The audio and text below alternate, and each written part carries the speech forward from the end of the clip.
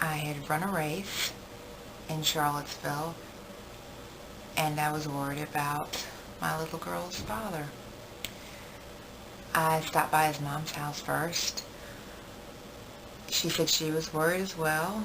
I told her I thought he might be in jail since he wasn't answering phone calls. I told her if he was, I would go by there and feed his dogs. So I go by there. His work truck is there, his personal truck. I knock on the door. Nothing. I call on the phone. Nothing.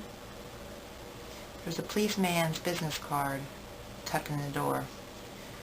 I pulled it out, held on to it, still knocking on the door, and I'm yelling.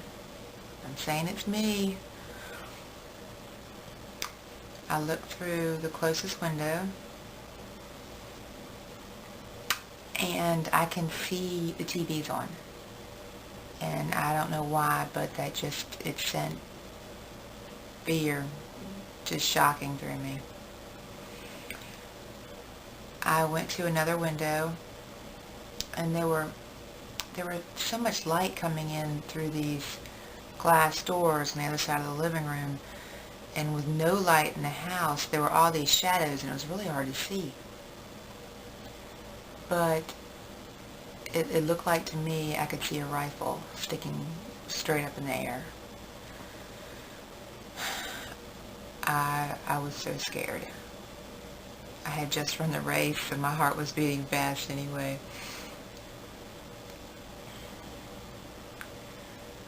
I was still in race gear. I had just finished up a 5K. I was on top of the world.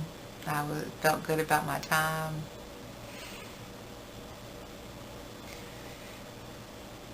So I knew I had to undo the gate that kept the dogs from the backyard and go to the other side of the house. And I did. I came to the first set of glass doors, and I cut my hands, and I looked, and I saw a hand wrapped around something, and I was shaking and so scared, and I was still yelling. You know, it's me. And I went to the next door. I looked in, and he was there in front of me. He was still holding onto the rifle. His head was slumped to the side. Blood had starbursted out his ear, out his nose. You know, I don't know whether he had a shirt on. I don't remember anything else about that scene. The officer said there were letters to loved ones on the table in front of him. A picture of me in front of him with my children. I didn't see any of that. I had my phone in my hand, and I called for help, and I think my parents got there about the same time as the first officer. And I sat there until my skin burned, waiting for the hearse. The officers made us leave before they brought the body out.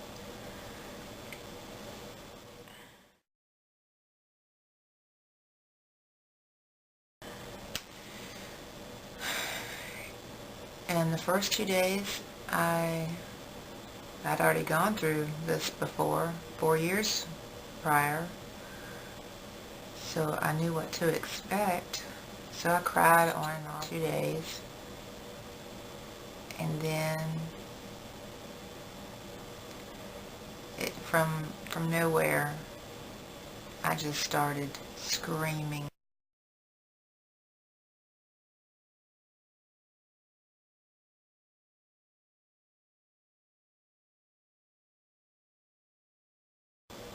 For 9 days,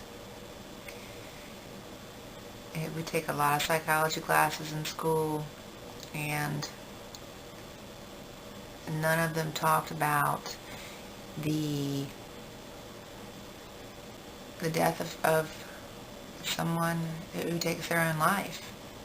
There is so much guilt left behind for survivors that it's unbearable.